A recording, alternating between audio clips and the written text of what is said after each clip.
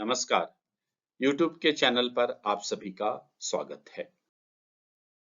आज की वीडियो में डेटा सेंटर की सिक्योरिटी के बारे में विस्तार से बताया जाएगा।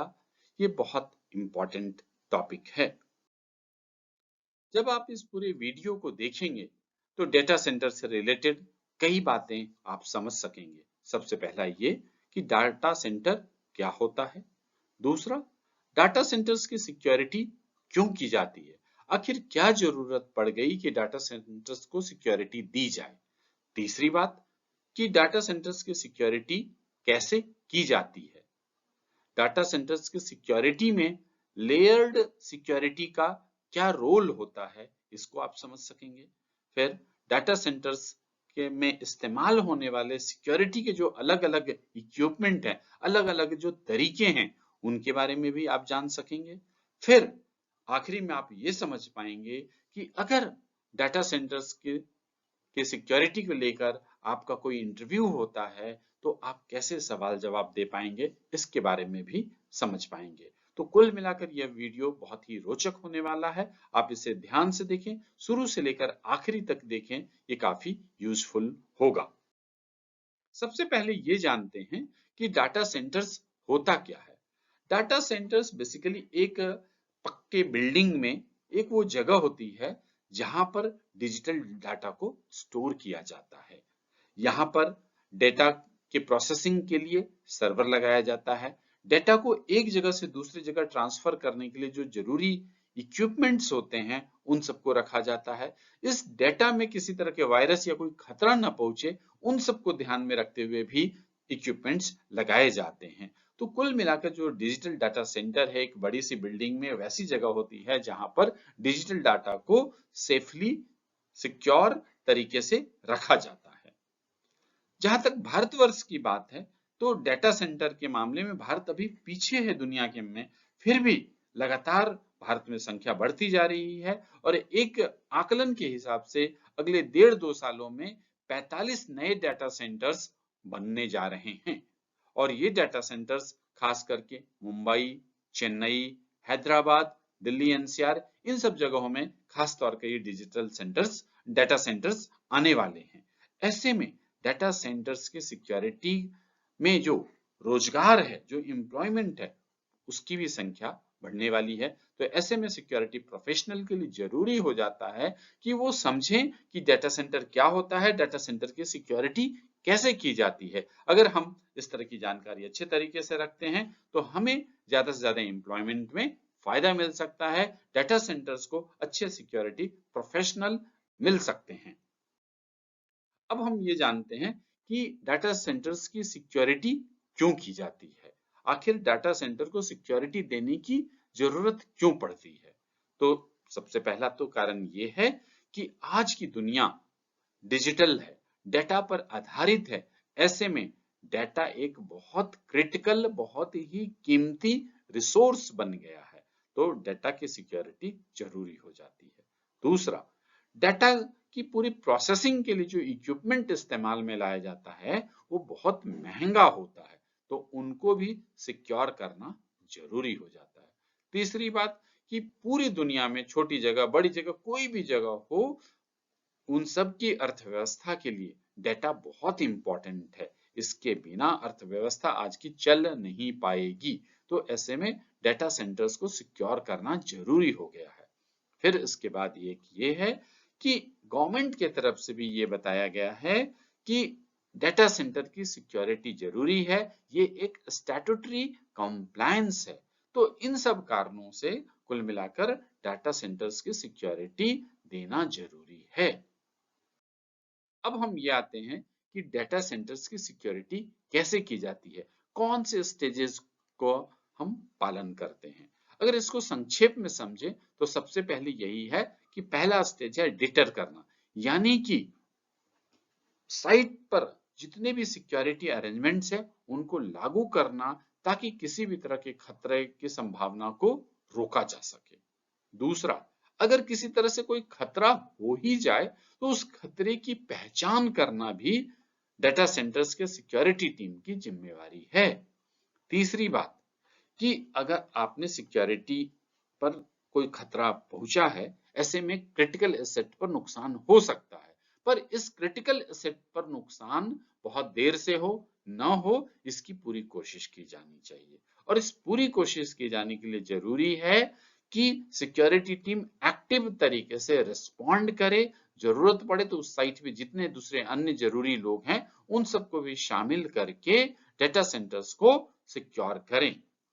फिर इसके बाद डेटा सेंटर्स की जो सिक्योरिटी लेवल है उसको इनहैंस, उसको बढ़ा देना चाहिए, उसके लेवल को बढ़ा देना चाहिए, ताकि किसी तरह के जो खतरे आ रहे हैं उन सब से जो होने वाले जो नुकसान है या तो बिल्कुल नहीं हो या हो तो बहुत मिनिमम लेवल पर हो। तो कुल मिलाकर डाटा सेंटर्स के सिक्योरिटी के जो स्टेजेस हैं, पहला है डिटर करना, डिटेक्ट करना, डिले करना, रिस्पॉन्ड करना और फिर मिटिगेट करना।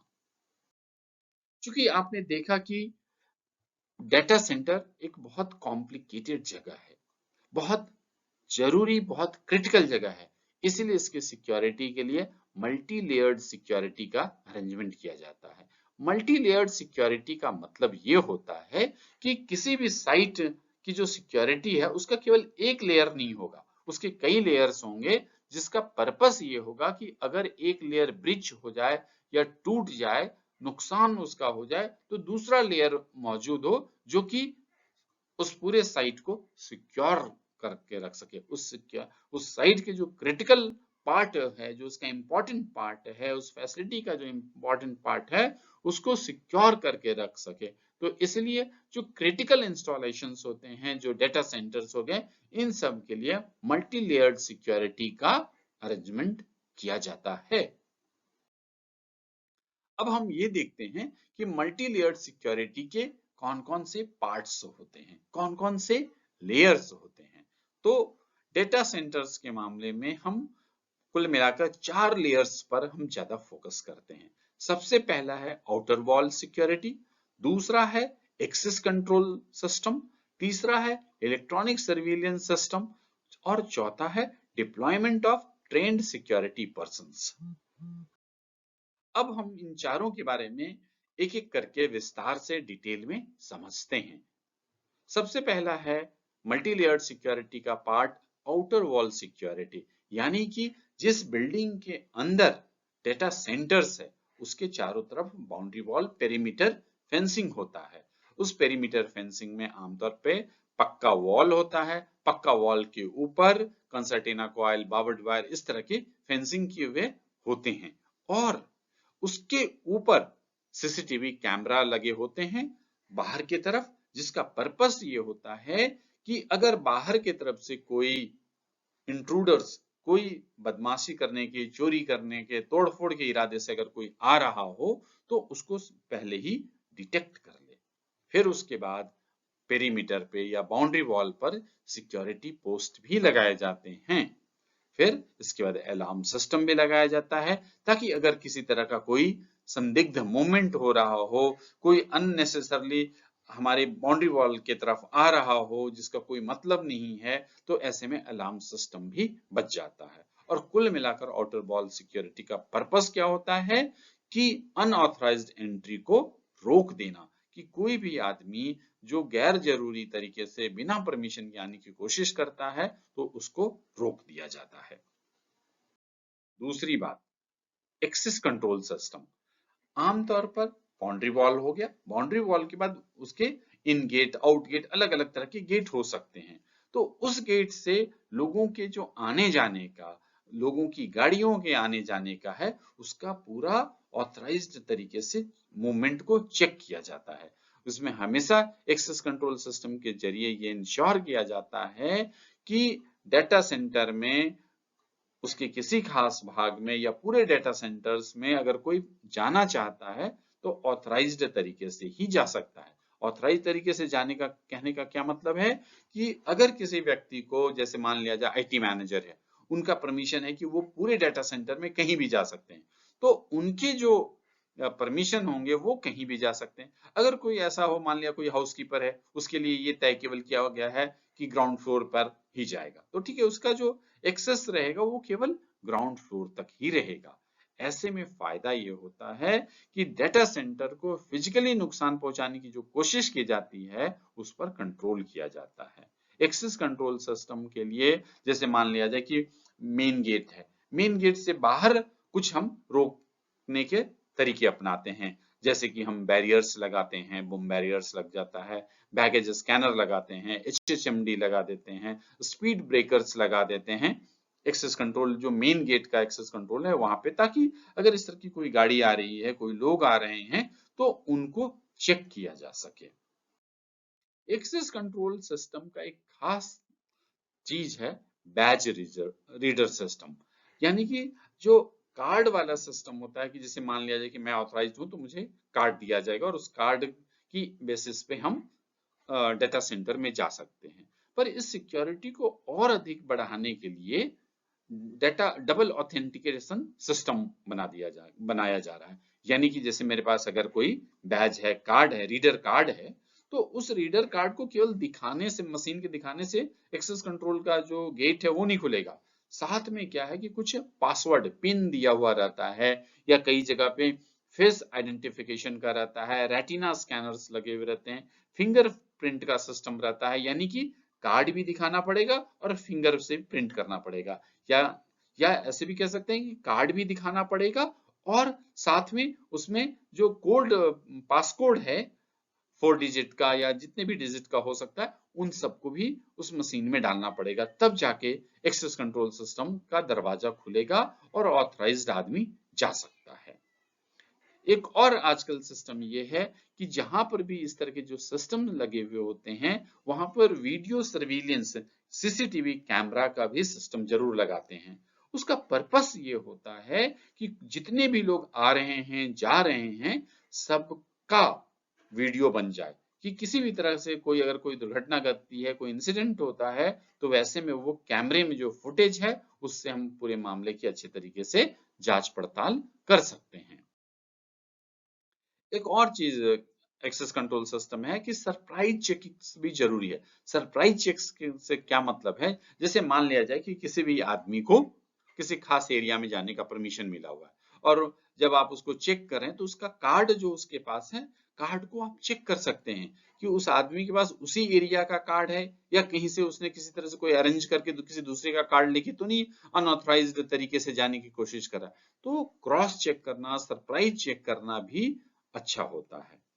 इसके अलावा इस तरह के जितने भी सिस्टम्स होते हैं, इनको जो सिक्योरिटी के दूसरे गैजेट्स हैं, दूसरे जो सिस्टम्स हैं, उन सब के साथ भी इंटीग्रेट करना चाहिए। जैसे कि एक्सेस कंट्रोल सिस्टम को वीडियो सर्विलेंस सिस्टम के साथ भी इंटीग्रेट कर देना चाहिए। इस बैज रीडर सिस्टम के मामले में एक और खास बात पर ध्यान रखना चाहिए। अगर किसी भी व्यक्ति का बैज है वो खो जाता है या चोरी हो जाती है, तो इसको इमीडिएट बेसिस पर कंट्रोल रूम को बताया जाना चाहिए और इस बैज को इलेक्ट्रॉनिकली डीएक्टिवेट कर देना चाहिए। एक और खास बात है कि ये पूरा सिस्टम इन्वेस्टिगेशन में भी बहुत मदद करता है। क्यों? क्योंकि जितनी भी एंट्रीज होती हैं सबका डिटेल इलेक्ट्रॉनिकली सेव किया हुआ होता है, तो ऐसे में हमें ये पता चल जाता है कि कौन आदमी आया, कौन आदमी गया, कौन आदमी कब हमारे एक्सेस कंट्रोल सिस्टम से आया, कब वो आदमी एक्सेस कंट्रोल सिस्टम से गुजरते हुए गया। तो इसके जरिए हम मामले की जांच पड़ताल कर सकते हैं। हमें पता करना हो कि अभी डेटा सेंटर के अंदर कौन कौन आदमी है और वो लोग कब बाहर निकले हैं, तो इस तरह की जानकारी की मदद से हम इन्वेस्टिगेशन भी कर सकते हैं। अब तीसरा पार्ट है लेयर्स का।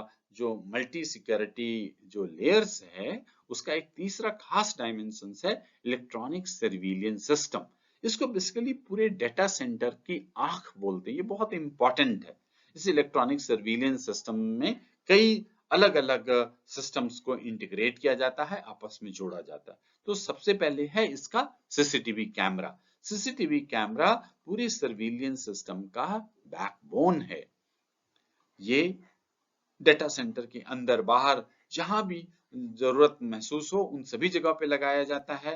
खास करके server room, entry exit, perimeter, इन सब पे, या विजिटर जहां आते हैं बैठते हैं उन सब जगहों पर भी सीसीटीवी कैमरा लगाते हैं। पूरे जो डेटा सेंटर है उसकी लंबाई चौड़ाई किस तरह का बनावट है सबको देखते हुए सफिशिएंट कैमरा लगाना चाहिए। इस तरह के कैमरों में जरूरत के हिसाब से फिक्स्ड कैमरा, पीटीजेड कैमरा दोनों तरह के कैमरे लगा सकते हैं। जहां तक इसके प्लेबैक की बात है, मेरा रिकमेंडेशन है कि कम से कम 2 महीने का लगाना चाहिए। और जो सर्वर रूम है, जो कि सबसे क्रिटिकल एरिया होता है, वहां पर मिनिमम 3 मंथ्स का स्टोरेज रखना चाहिए, ताकि अगर किसी तरह की कोई दुर्घटना घटे तो अच्छे तरीके से मामले की जांच पड़ताल की जा सके। फिर आते हैं इलेक्ट्रॉनिक सर्विलेंस सिस्टम में दूसरा एक खास है इंट्रूजन डिटेक्शन सिस्टम। ये एक सेंसर के आधार पर बनाया जाता है। जैसे मान लिया कोई बाउंड्री वॉल है, बाउंड्री वॉल पे आपने इंट्रूजन डिटेक्शन सिस्टम लगा दिया, तो इसका फायदा क्या होता है कि अगर कोई बाउंड्री वॉल से छलांग लगा के कोई अनऑथराइज तरीके से आना चाहता है, कोई बाउंड्री वॉल के आसपास कोई सस्पिशियस एक्टिविटी करता है, तो इस इंट्रूजन डिटेक्शन सिस्टम से तुरंत पता चल जाता है। और इस तरह के इंट्रूजन डिटेक्शन सिस्टम में कई तरह के सेंसर्स लगे होते हैं, जैसे motion sensors, glass break detectors, door contact sensors, vibration sensors, अलग अलग तरह के सेंसर्स लगा के लगाया जाता है, ताकि अलग अलग तरह के जो सस्पिशियस एक्टिविटीज है उनको आइडेंटिफाई किया जाता है। अगर इस इंट्रूजन डिटेक्शन सिस्टम में कोई सस्पिशियस मूवमेंट आता है, तो उसका तुरंत अलर्ट सिक्योरिटी कंट्रोल रूम को जाता है, ताकि सिक्योरिटी टीम फिर उस पर तुरंत एक्शन कर सकती है। अब आते हैं वीडियो एनालिटिक। वीडियो एनालिटिक आज के समय में बहुत ही इंपॉर्टेंट है। ये आर्टिफिशियल इंटेलिजेंस और मशीन लर्निंग एल्गोरिथम्स के मदद से बनता है। जैसे कि मान लिया कि वीडियो फुटेज है, वीडियो फुटेज को ये एनालाइज करता है और सिक्योरिटी को अलर्ट दे देता है। मान लिया जाए कि कोई एरिया है और उस एरिया में किसी पर्टिकुलर आदमी को नहीं जाना, पर वो आदमी उस एरिया में चला गया है, तो जो वीडियो एनालिटिक होता है वो ऑटोमेटिक अलर्ट दे देता है कि इस आदमी को यहाँ नहीं जाना चाहिए था, पर ये आदमी यहाँ दिख रहा है। तो तुरंत अलर्ट सिक्योरिटी कंट्रोल रूम को चला जाता है और फिर सिक्योरिटी कंट्रोल रूम उस पर एक्शन लेती है। कुछ और भी उदाहरण समझ सकते हैं, जैसे कि अगर कोई आदमी बाउंड्री वॉल को फांद रहा है, क्रॉस करके अंदर आना चाहता है, तो ये वीडियो एनालिटिक सिस्टम तुरंत कंट्रोल रूम को अलर्ट देगा कि कोई आदमी बाउंड्री वॉल को फांद रहा है, तो सिक्योरिटी तुरंत उस पर एक्शन कर सकती है। एक और तरीका होता है वीडियो एनालिटिक का कि मान लिया जाए कि अगर कोई सामान किसी विजिटर रूम में अनअटेंडेंट बहुत समय से रखा हुआ है, तो तुरंत वीडियो एनालिटिक कैमरा जो होता है वो सिक्योरिटी कंट्रोल रूम को अलर्ट दे देता है कि यहाँ पर कोई मटेरियल अनअटेंडेंट है, हो सकता है कि इससे डेटा सेंटर को नुकसान पहुंच सकता है। तो तुरंत सिक्योरिटी जाती है और उस अनअटेंडेंट मटेरियल को आइडेंटिफाई करके हटाती है वहां से। फिर आते हैं इलेक्ट्रॉनिक सर्विलेंस सिस्टम में एक्सेस कंट्रोल इंटीग्रेशन। हमने इसके बारे में पहले भी बात की थी कि हमारा जो एक्सेस कंट्रोल सिस्टम है उसके पूरे सिक्योरिटी सिस्टम के साथ इंटीग्रेट कर देना चाहिए। जैसे एक दो उदाहरण से समझें, जैसे कि मान लिया जाए कि हमने एक्सेस कंट्रोल सिस्टम पर कार्ड का सिस्टम लगाया, तो आजकल कार्ड के सिस्टम के साथ में हमने पिन कोड का या फिंगरप्रिंट का या रेटिना स्कैनिंग का ये सब सिस्टम भी हमने जोड़ के रखा है, ताकि उससे जो एक्सेस कंट्रोल की जो सिक्योरिटी है और वो मजबूत हो सके और वो नेक्स्ट लेवल पर जा सके। इसके अलावा जैसे एक्सेस कंट्रोल सिस्टम पर वीडियो कैमरा भी जरूर लगाया जा रहा है, ताकि जब आदमी उस जगह पे पंच कर रहा हो या बैज अपना कार्ड दिखा रहा हो, तो उस समय सीसीटीवी कैमरा से उसका फोटो खिंच जाए और रिकॉर्ड में प्लेबैक में चला जाए। इसके अलावा data storage and management surveillance system के लिए बहुत जरूरी है कि डेटा स्टोरेज और उसकी मैनेजमेंट, क्योंकि सर्विलियंस सिस्टम में से काफी डाटा स्टोर होता है, तो उसके प्रॉपर तरीके से स्टोरेज करने का सिस्टम होना चाहिए। कंपनी की पॉलिसी के हिसाब से डेटा स्टोर होना जरूरी है और बीच बीच में सिक्योरिटी टीम के लिए जरूरी है कि वो डेटा स्टोरेज जितना समय के लिए बताया गया है उतना डेटा हो रहा है कि नहीं हो रहा, उसको क्रॉस चेक कर लें। यानी कि मान लिया जाए कि आपकी कंपनी में पॉलिसी है 2 महीने का, कि 2 महीने का डाटा जरूर होना चाहिए, तो सिक्योरिटी टीम की रिस्पॉन्सिबिलिटी बनती है कि बीच बीच में वो चेक करते रहे कि 2 महीने का प्लेबैक स्टोरेज में है या नहीं। अगर नहीं है तो तुरंत अलर्ट करना चाहिए और छानबीन करना चाहिए और जो मेंटेनेंस टीम है उनको बता के उसको ठीक करवाना चाहिए। इसके बाद है रेगुलर मेंटेनेंस। हम बहुत जरूरी है कि केवल इतने जो महंगे और इतने क्रिटिकल सिक्योरिटी रिलेटेड इक्विपमेंट्स सिर्फ उसका लगाना ही पर्याप्त नहीं है, बल्कि जरूरी है कि उसका रेगुलर मेंटेनेंस भी किया जाए ताकि ये सारे इक्विपमेंट सही तरीके से काम करते रहें।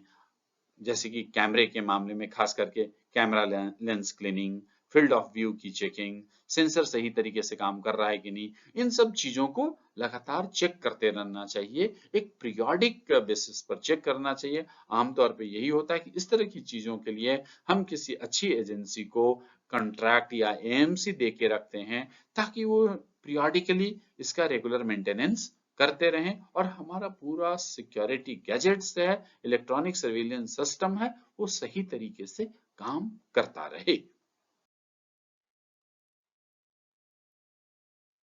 अब चौथा लेयर पे आते हैं। हम मल्टी लेयर्स की बात कर रहे हैं, अब चौथे लेयर पे आते हैं और ये चौथा लेयर है स्किल्ड सिक्योरिटी पर्सनल का डिप्लॉयमेंट। ये बहुत जरूरी है। हम आमतौर पर ये समझ लेते हैं कि डेटा सेंटर है, वहां पर सिक्योरिटी पर्सनल की सिक्योरिटी की क्या जरूरत है, वहां तो साइबर सिक्योरिटी की जरूरत है। पर आज के माहौल में बहुत जरूरी है डेटा सेंटर के सिक्योरिटी के लिए कि सिक्योरिटी पर्सनल की फिजिकल डिप्लॉयमेंट, यानी कि फिजिकली वो मौजूद रहें। उनके फिजिकली मौजूद रहना ही एक सिक्योरिटी के हिसाब से एक मेजर डेटरेंट का काम करता है।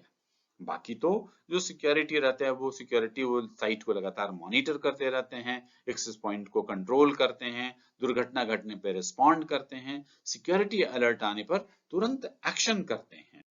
हम सिक्योरिटी पर्सन के जो रोल्स हैं उसको डेटा सेंटर के बारे में और डिटेल में समझते हैं। तो उनका जो सबसे पहला रोल ये होता है कि वो स्क्रीनिंग और वेरिफिकेशन करते हैं। यानी कि कोई भी आदमी डेटा सेंटर में आ रहा है तो वो चेक करते हैं कि भाई जिस व्यक्ति को आना है वही आ रहा है कि नहीं आ रहा है। आ रहा है तो उसके पास क्या जो वेरीफाइड डॉक्यूमेंट्स है वो है या नहीं है, वो इंश्योर करते हैं। जैसे कि अगर आइडेंटिटी कार्ड, बैच का होना, कार्ड का होना, इन सबको चेक करके ही सिक्योरिटी जो है अलाउ करती है। दूसरी बात कि इलेक्ट्रॉनिक सिक्योरिटी इक्विपमेंट तभी उपयोगी होता है जब सिक्योरिटी पर्सन जो अलर्ट आ रहा है उस पर एक्शन कर ले। यानी कि जो सिक्योरिटी गैजेट्स है उससे जो अलर्ट आ रहा है उसका तभी फायदा होगा जब सिक्योरिटी पर्सन अवेलेबल हो। क्यों? क्योंकि सिक्योरिटी पर्सन उस अलर्ट के बेसिस पे, उस सिक्योरिटी अलर्ट के बेसिस पर तुरंत एक्शन करते हैं। मान लिया जाए कि अलर्ट आया कि बाउंड्री वॉल पे कोई आदमी घूम रहा है, तो तुरंत वो अलर्ट सिक्योरिटी कंट्रोल रूम को जाता है। सिक्योरिटी कंट्रोल रूम से तुरंत जो सिक्योरिटी गार्ड्स होते हैं, सिक्योरिटी सुपरवाइजर होते हैं, तुरंत मौके पे जाते हैं और मौके पर कार्रवाई करते हैं। फिर इसके बाद एक अगला रोल है इंसिडेंट रिस्पांस। अगर किसी तरह का कोई सिक्योरिटी ब्रीच हो जाता है तो तुरंत सिक्योरिटी गार्ड मौके पे जाके कार्रवाई करते हैं। मान लिया जाए कि कोई आदमी बाउंड्री वॉल से कोशिश कर रहा है कूदने की, तो तुरंत सिक्योरिटी गार्ड जाएगा और उस व्यक्ति को पकड़ लेगा। उसके बाद अगर कोई दुर्घटना भी घटती है तो जो इन्फोर्समेंट जैसे पुलिस होती है उन सबसे कांटेक्ट करने का काम सिक्योरिटी टीम का ही होता है। इसके अलावा सिक्योरिटी टीम का काम होता है रूटीन सिक्योरिटी चेक्स, जैसे कि पेट्रोलिंग करना। जो हमारे सिक्योरिटी गार्ड होते हैं, सुपरवाइजर्स होते हैं, वो एक खास टाइम पर लगातार पूरे डेटा सेंटर की पेट्रोलिंग करते रहते हैं। पर्पस ये होता है कि अगर वहां किसी तरह का कोई सस्पिशियस एक्टिविटी है, कोई भीड़ भाड़ है, कोई गैर जरूरी लोग आ गए हैं, कोई अनऑथराइज्ड एंट्री हो रही है, तो उन सबको वो कंट्रोल कर लेते हैं। फिर इसके बाद सिक्योरिटी टीम की जरूरत कब होती है? इमरजेंसी प्रोसीजर्स के लिए, कि जैसे कि अगर फायर हो जाए, अर्थक्वेक हो जाए, हेवी रेनफॉल हो जाए जिससे कोई नुकसान पहुंचने की संभावना है, टेररिस्ट अटैक हो जाए, बॉम्ब अटैक हो जाए, तो इन सब सिचुएशन में सिक्योरिटी टीम इमरजेंसी प्रोसीजर्स को फॉलो करके कंट्रोल करने की कोशिश करती है। इसके बाद सिक्योरिटी के लिए बहुत इंपॉर्टेंट डायमेंशंस है उनकी ट्रेनिंग और स्किल डेवलपमेंट। जरूरी यह है कि सिक्योरिटी टीम को अपडेटेड लेटेस्ट जो टेक्नोलॉजी है, गैजेट्स है, इन सब के बारे में ट्रेनिंग देना चाहिए। सिक्योरिटी के जो नए प्रोसीजर्स आ रहे हैं, उन सब के बारे में लगातार ट्रेनिंग देते रहना चाहिए ताकि सिक्योरिटी टीम अच्छे तरीके से रिस्पॉन्ड कर सके। फिर इसके बाद एक और जरूरी डायमेंशन है सिक्योरिटी के लिए, कम्युनिकेशन, कि सिक्योरिटी टीम को उस डाटा सेंटर के जो दूसरे लोग होते हैं या विजिटर्स होते हैं या जो सरकारी जो लोग होते हैं जैसे कि पुलिस की टीम होती है, इन सब से लगातार कम्युनिकेट करते रहना पड़ता है। तो सिक्योरिटी टीम को ये मालूम होना चाहिए कि उनके साथ कैसे कम्युनिकेट करना है। प्रॉपर तरीके से कम्युनिकेट करने पर ही सही रिस्पॉन्स मिल पाता है। इसके बाद जरूरी है रिटन रिपोर्ट, कि सिक्योरिटी टीम को अच्छे कोई भी घटना घटती है या रूटीन बातें भी, तो उसके रिपोर्ट जनरेट करके डेली बेसिस पर भेजना होता है। तो वो जरूरी है कि अच्छे तरीके से रिपोर्ट बनाएं और भेजते रहें। अब सिक्योरिटी का एक और इंपॉर्टेंट रोल्स होता है डाटा सेंटर के लिए, फायर सप्रेशन सिस्टम पर काम करना। फायर सप्रेशन सिस्टम सिक्योरिटी की एक खास जिम्मेवारी है। और आखिर सवाल ये पैदा होता है कि डाटा सेंटर में फायर इतना इंपॉर्टेंट क्यों हो जाता है। डाटा सेंटर के लिए फायर बहुत क्रिटिकल खतरा है। कारण क्या है कि डाटा सेंटर में इलेक्ट्रॉनिक इक्विपमेंट बहुत होते हैं, पावर केबल्स बहुत होते हैं। इन सब के कारण वहां पर फायर के रिस्क बहुत ज्यादा रहती है। इसलिए फायर सप्रेशन सिस्टम को बहुत स्ट्रेंथन रखने की जरूरत होती है। यानी कि ऐसा होना चाहिए कि फायर लगने से पहले पहचान हो सके और फायर पे तुरंत नियंत्रण के उपाय इम्प्लीमेंट हो सके। तो इसके कुछ खास डायमेंशंस हैं। सबसे पहला है फायर डिटेक्शन सिस्टम, कि हर एक डेटा सेंटर्स में smoke detector, heat detector, air sampling system, ये सब अच्छे तरीके से लगे हुए होने चाहिए। सिक्योरिटी टीम को इसकी फंक्शनिंग के बारे में मालूम होना चाहिए। आमतौर पर यह देखा गया है कि सर्वर रूम और पावर सप्लाई रूम में ये फायर डिटेक्शन सिस्टम अनिवार्य रूप से लगाया जाता है। सिक्योरिटी टीम को मालूम होती है कि इसको कैसे ऑपरेट करना है ताकि उससे मौके पे कार्रवाई कर सके। फायर सप्रेशन सिस्टम के तहत अब जानते हैं फायर अलार्म सिस्टम के बारे में। फायर अलार्म सिस्टम के जरिए सबसे पहले ये होता है कि कोई पोटेंशियल फायर है, यानी कि कोई फायर लगने की जो संभावना है उसके बारे में पता चल जाता है। उसके बाद जैसे ही लगता है कि हाँ यहाँ फायर हो सकता है, तो उसका अलर्ट फायर फाइटिंग टीम को या कंट्रोल रूम को मैसेज चला जाता है, अलर्ट चला जाता है। तीसरा है फायर सप्रेशन सिस्टम, कि अगर आग अब लग गई तो कैसे कार्रवाई होगी। तो इसका इलेक्ट्रॉनिक तरीका ये कि gas based system, water based system या केमिकल एरोसोल सिस्टम वाले सिस्टम लगे हुए होते हैं। और ये सिस्टम अगर आग लगती है तो उसको तुरंत उस पर एक्शन हो जाता है। जैसे कि कोई सर्वर है तो FM200 का जो सिलेंडर है वो लगा हुआ होता है, वो ऑटोमेटिक तरीके से वो एक्शन में आ जाता है और वो आग को रोक देता है। वाटर बेस्ड सिस्टम कम से कम यूज किया जाता है क्योंकि वहां पर केबल ये सब काफी ज्यादा रहता है। इसकी जगह पे मिस्ट बेस्ड जो सिस्टम होता है वो ज्यादा इस्तेमाल में आता है। इन सब के लिए जरूरी ये होता है कि ये सारे फायर फाइटिंग जो इक्विपमेंट्स हैं इनका बहुत रेगुलर तरीके से मॉनिटरिंग होना जरूरी है। दूसरा, एम्प्लॉय जितने हैं उन सबको भी इसके बारे में ट्रेनिंग होना चाहिए ताकि तुरंत अगर किसी तरह की कोई दुर्घटना होने की संभावना हो या दुर्घटना घट गई हो तो तुरंत एक्शन लिया जा सके और फायर पर नियंत्रण पाया जा सके। अब आते हैं डिजास्टर प्रिपेयर्डनेस का। ये एक बहुत जरूरी है डाटा सेंटर के लिए। डिजास्टर प्रिपेयर्डनेस बहुत जरूरी है। सिक्योरिटी की बहुत बड़ी रिस्पॉन्सिबिलिटी है कि डिजास्टर प्रिपेयर्डनेस करके रखें। इसके कुछ डायमेंशंस है जिसको मैं ब्रीफ में आपको बताता हूँ। इसका सबसे पहला स्टेज ये है कि हर डाटा सेंटर्स का रिस्क असेसमेंट किया जाना चाहिए। उस रिस्क असेसमेंट के बेसिस पे डिजास्टर रिकवरी प्लान बनाना चाहिए। यानी कि रिस्क हो जाता है तो उस रिस्क से बचने का क्या उपाय है इसके बारे में करना चाहिए। तीसरी बात, चूंकि डाटा बहुत इंपॉर्टेंट होता है इसलिए डाटा बैकअप और रिडंडेंसी का प्लानिंग जरूरी है। फिर जो वहां पे इंफ्रास्ट्रक्चर हैं उनके रिडंडेंसी का भी प्लानिंग जरूरी है। फिर फिजिकल सेफगार्ड्स बहुत जरूरी है, यानी कि बाहर से मान लिया जाए कि डाटा सेंटर से बाहर से कोई बड़ी सी गाड़ी से आके अटैक कर देना चाहता है, तूफान आ जाता है, बाढ़ आ जाता है, तो इन सब से भी बचाव की सुविधा करना जरूरी है। फिर जितने भी वहां पे एम्प्लॉय हैं, जितने भी वहां लोग आ रहे हैं, उन सबको इमरजेंसी रिस्पांस की ट्रेनिंग देना बहुत जरूरी है। और सारे जो इक्विपमेंट्स हैं उन सबकी रेगुलर टेस्टिंग और अपडेट्स बहुत जरूरी है। इसके बाद वहां के जितने भी इंस्ट्रूमेंट्स हैं, जितने भी डेटास हैं, सबका इंश्योरेंस जरूरी है। तो डिजास्टर प्रिपेयरनेस में ये 8 पॉइंट करना बहुत जरूरी है। मुझे उम्मीद है कि अब मोटे तौर पर आप समझ चुके होंगे कि डेटा सेंटर क्या है, डेटा सेंटर की सिक्योरिटी कैसे की जाती है, इसकी जो मल्टी लेयर्ड सिक्योरिटी का कॉन्सेप्ट है उसको भी आपने समझ लिया होगा। पर इसको समझने के लिए जरूरी है कि इसमें एक बात और ध्यान देना चाहिए, जो भी सिक्योरिटी टीम है वो सिक्योरिटी कंट्रोल टेस्ट करती रहे, यानी कि जितने भी उनकी इक्विपमेंट्स हैं वो सही तरीके से काम कर रही है या नहीं कर रही है, इसका क्रॉस चेक करना बहुत जरूरी है।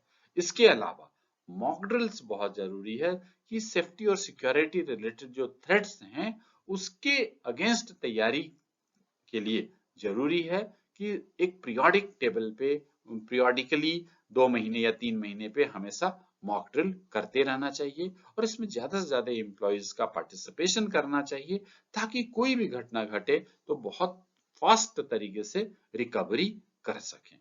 फिर उसके बाद ये है कि इन सब करने के बाद ही हम अपनी पूरी फैसिलिटी का रेपुटेशन, अपनी कंपनी का रेपुटेशन बनाए रख सकते हैं, और कुल मिला के जो हमारे कस्टमर्स होते हैं, हमारे डेटा सेंटर्स के जो कस्टमर्स होते हैं, उनको उनका जो ओवरऑल ट्रस्ट और रिलायबिलिटी है वो हम पर बनी रहती है। और कुल मिलाकर यही होता है, इसके जरिए ही हम अपने बिजनेस कॉन्टिन्यूटी बनाए रख सकते हैं, यानी कि कोई दुर्घटना घटने की भी स्थिति हो तो हमारे पास वो सारे तरीके होने चाहिए जिससे कि हमारे डेटा सेंटर की जो फैसिलिटी है वो डिस्टर्ब नहीं हो, और वो कंप्लीटली सिक्योर और सेफ हो। मुझे उम्मीद है कि ये वीडियो आपको पसंद आया होगा। अगर ये वीडियो पसंद आया है तो काइंडली आप इसे लाइक करें, शेयर करें, सब्सक्राइब करें, कमेंट्स करें। जय हिंद। Thank you.